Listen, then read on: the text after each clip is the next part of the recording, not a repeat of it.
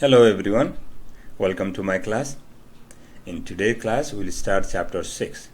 So chapter 6 is all about application of integrations. So let me start the class right away. So first, quick overview of chapter 6.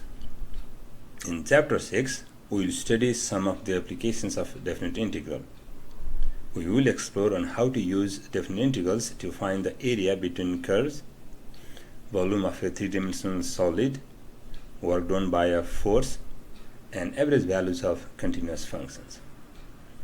So let me start section 6.1, areas between curves. First, quick recall.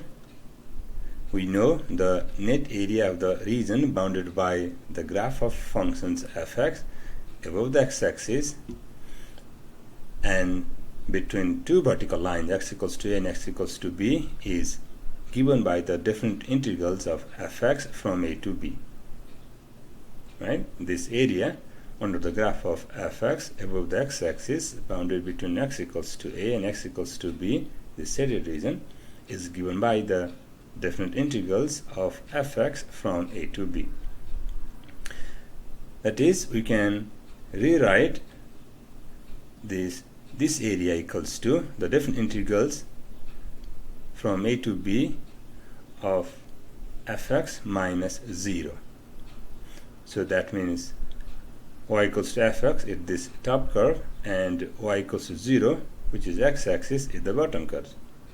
So that suggests us we can use definite integrals to find the area between two curves.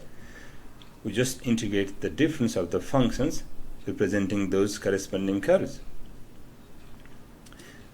Let me continue. In fact, the area of the region bounded by the graphs of f and g, where fx is bigger than or equals to g function for x belongs to ab, is defined as area equals to the area of the bigger graph minus area of the smaller graph. For example, in the diagram here, the f function is greater than or equals to g function, then the area under the graph of f functions above the x-axis bounded between x equals to a and x equals to b is this big area, is denoted by the definite integrals of fx from a to b. Similarly, the area under the graph of g functions above the x-axis bounded between x equals to a and x equals to b is this green area, is given by this definite integral of g functions from a to b. So the area bounded between f function and g function is this area. It's just the bigger area minus the smaller area, which we did here. And using the properties of definite integrals, we can write the difference of the area equals to the definite integrals from a to b and f function minus g functions. So that means the definite integrals of the difference of the functions representing those corresponding curves. Great. Let's move on. In this class, we will describe two types of regions. First type, vertical simple region. Second type, horizontal simple region. So in vertical simple regions, we bound the regions on top and bottom by the continuous curve y equals to fx and y equals to gx, and on the side, left and right, by the vertical lines x equals to a and x equals to b. And in the horizontal simple regions, we bound the regions on left and right by continuous functions or continuous curve x equals to function of y and x equals to function of y, and on the top and bottom by horizontal lines y equals to c and y equals to d. Let me go over on each types separately. So first, the vertically simple region. So to compute the area of the vertically simple regions, we slice the regions by vertical stripes, and then the idea is we slice the regions vertically and we compute the area of each slice and we add them all. So that's the idea. Then our formula turned out to be the required area between these two curves and these two vertical lines equals to the definite integrals from a to b in the top curve minus the bottom curves. Similarly, in horizontal simple region, we slice the regions horizontally and we compute the area of each slice and we add them all. So in the diagram here, let's pick one representative slice, which is the green slice here, whose width is dy, so we're integrating with respect to y. Then the required area equals to definite integrals from c to d, then the right curve minus the left curve, fy minus dy, integrating with respect to y, which is also written as the definite integrals from c to d. This is the right curve minus the left curve, and we are integrating with respect to y. I hope this description makes sense to you all. Now let's do some example.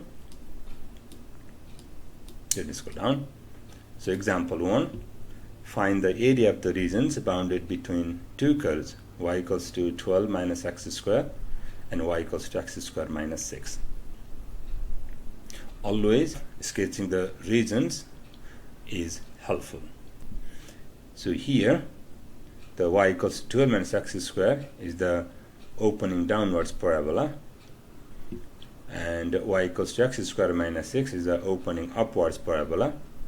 So the region bounded between these two curves is the shaded regions, and we want to describe this region as vertical simple, so we draw the vertical representative slice here, so whose width is dx. That means we are integrating with respect to x. So first let's find out this intersection point. So solve these two equations. So set this equation equal, so 12 minus x square equals to x square minus 6. Then add and subtract. This gives us in the next step 2x square equals to 18. Divide by 2 both sides, x square equals to 9. That implies x equals to plus minus 3. So these two curves intersect at x equals to minus 3 and x equals to plus 3. Awesome. Then let's apply the formula. So according to formula, the required area equals to the definite integrals from negative 3 to positive 3 in the top curve minus the bottom curves, integrating with respect to dx. Great. So in the next step, so definite integral as it is, the top curve is 12 minus x square, the minus as it is, the bottom curve is y equals to x square minus 6. And in the next step, copy the definite integral as it is. Let's simplify the expression inside the bracket. So 12, this minus 4 is inside, so plus 6. So 12 plus 6 is 18. This minus 4 is minus x square, so minus x square minus 2x square. Since the integrand function is even functions, so we can use the properties of definite integrals. Then this gives us 2 times the definite integrals 0 to 3 of 18 minus 2x square. And next step, we just take the integral now, the 2 as it is. Integration of 18 with respect to x is 18x minus integration of 2x square with respect to x is 2x cubed over 3, and the limit x equals 0 to 3. In the final step, put x equals to upper limit 3 minus put x equals to lower limit 0, which is turned out to be everything 0, the lower limit expression. Then we have 72. So we found the area between these two given curve is 72 square unit. Great. I hope this makes sense to you all. Now let's move on. Example 2. Find the area of the region bounded between two curves, y equals to natural log of x and y equals to 1 in first quadrant. So let's begin the solution. Let's sketch the graph. Y equals to ln x is this curve, y equals to ln x, y equals to 1, this horizontal line, and we are in the first quadrant, so both x and y is positive, means we are here. So this is the required regions. We need to compute the area. So first let's find the intersection points, solve these two equations. So set these two equations equal. So ln x equals to 1. This implies x equals to e. So this intersection point is e. When x is e, then y is 1. So this is the e1, e comma 1. Great. So let's describe this region as horizontal simple, x simple. Then draw the representative slice horizontally in the region. So the area equals to, so definite integrals, the width of the stripe is, or the slice is dy, so we are integrating with respect to y. So the definite integrals, put y equals to 0 to 1, then right curve minus the left curve.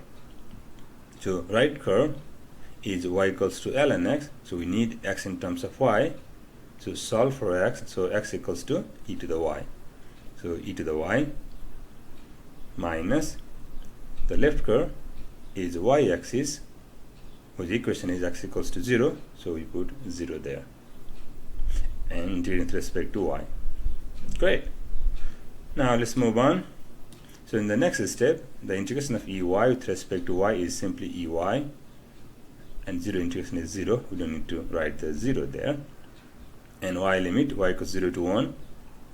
Then put y equals to 1, upper limit, so e to the power 1 means e, and then minus, put y equals to 0, e to the 0 is 1. So our final answer is e minus 1. Great. You might be wondering here why I chose this region as horizontally simple, not particularly simple. So let me do as a side here. What happens if I pick this region as vertically simple? Then we need to draw the vertical slice here, right? We need to chop this one in as vertically here. Then if I pick the representative slice here, then my lower curve is the x-axis, upper curve is y equals to 1 line. But if I pick my vertical slice somewhere here, then my bottom curve is not x-axis. I have the bottom curve is y equals to natural log of x, and then top curve is y equals to 1. So that means if I move my vertical slice, that means I do have two different lower curve. So that means I need to take care of two different integrals. So to avoid that part, I pick this region as horizontally simple and solve it here. But in aside, let me do it describing this region as vertically simple. So let's solve this region at here, where x equals to 1. Then the first region is simply this square, x equals to 1, y equals to 1. So the area is 1. And then I have another region here, which is a triangular region. Now let's use definite integrals to compute the area of this triangular region. So another slice is here, and let's apply the formula. So the required area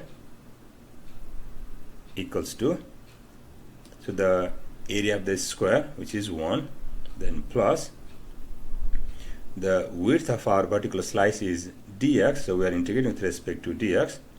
So then definite integrals, x equals to from 1 to e, so 1 to e, then the top curve minus the bottom curve. So top curve is y equals to 1, and bottom curve is y equals to ln x, so which I did here. So the area equals to, so that's the setup, so 1 as it is, plus definite integrals 1 to e, which is y equals to 1 minus y equals to ln x dx. Great. So now let's integrate in the next step, 1 as it is, So integration of 1 with respect to x is x minus integration of natural log of x is x ln x minus x, but multiply by this minus gives us minus x ln x plus x.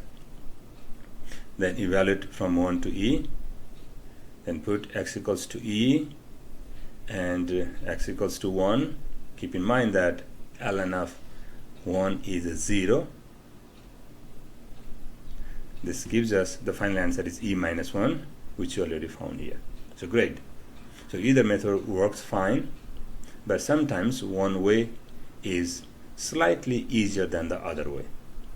Means either you describe the region as vertically simple or horizontally simple. One way is easier than the other one. Great. Let's move on. Now example 3.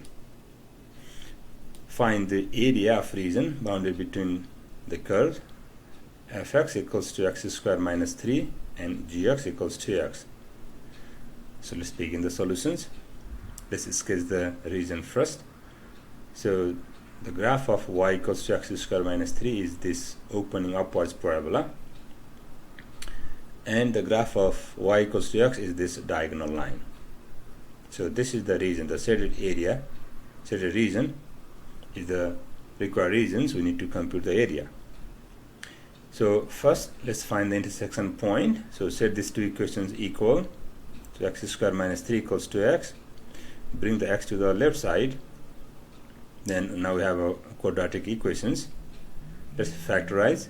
So it's two factors. One is x minus 2, another one is x plus 1 equals to 0. Then we know the product of two numbers equals to 0 implies either one is 0. So first x minus 2 equals to 0 implies x equals to 2. Another one is x plus 1 equals to 0 implies x equals to negative 1. So these two graphs intersect at x equals to minus 1 here and x equals to 2 here. Great. Now let's describe this region as vertically simple region. So draw the vertical slice. So the width of this slice is dx. So we are integrating with respect to x. Then the required area equals to the definite integrals from x equals to negative 1 to 2, negative 1 to 2. Then the top curve minus the bottom curve. So the top curve is y equals to x minus bottom curve is this one, y equals to x squared minus 3, x squared minus 3. And now let's integrate. So in the next step, the integration of x is x squared over 2.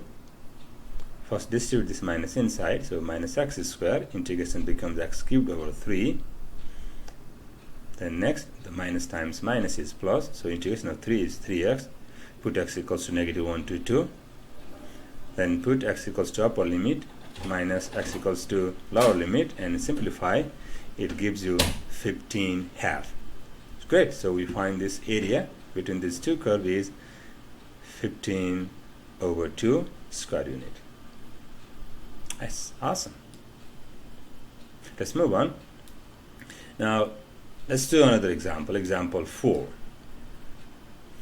Find the area of the regions bounded by y equals to sine x and y equals to cosine x. That means one is f function, one is g function, bounded between x equals to 0 to pi half. 0 and pi half. So let's sketch the functions first. So here's the y equals to sine x. The sine x curve starts from origin, and at pi half it takes 1, and again it goes to the 0 at a pi. So this curve is the sine curve. Another curve, this curve is the cosine curve. So in cosine curve it's 1 at 0 and at pi half is 0. So this is our cosine curve. So they intersect at pi over 4th. So both sine and cosine at pi 4th have the equal value. So we are finding this two area here. So in the first area, our cosine curve is in the top curve and the sine curve is in the bottom curve. But in the second region, our sine curve is in the top curve and cosine curve is in the bottom curves.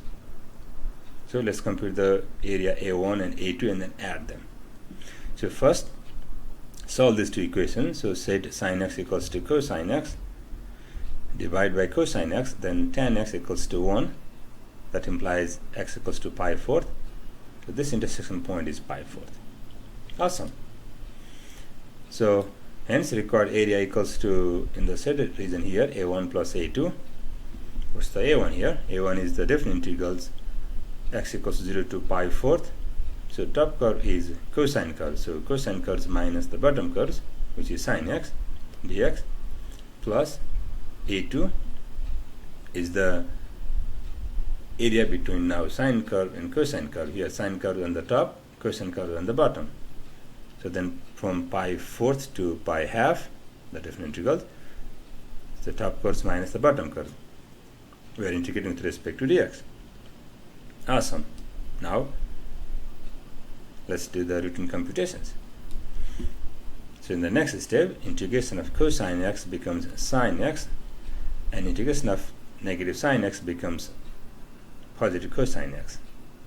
And the limit x equals 0 to pi fourth, plus as it is. Integration of sin x is negative cosine x, this minus as it is, and integration of cosine x is sin x. Limit x equals to pi fourth to pi half. And in the next step, put x equals to pi fourth, so sine pi fourth is 1 over radical 2, plus cosine pi fourth is 1 over radical 2. Now to put the lower limit, minus sine 0 is 0, cosine 0 is 1. And then next, plus as it is, cosine pi half is 0, sine pi half is 1, and the lower limit, cosine pi fourth is 1 over radical 2, sine pi fourth is 1 over radical 2. And keep in mind, when you put lower limit, we need to subtract the value, so that minus and this minus makes plus here for x equals to pi fourth. Awesome. Now let's add and subtract, and this gives us 4 over radical 2 minus 2. And if you do not prefer radical in the denominator, then multiply top and bottom by radical 2. So this gives you 2 times radical 2 minus 1. Awesome. So I hope this comparison makes sense to you all. So we finished this section 6.1. Thank you.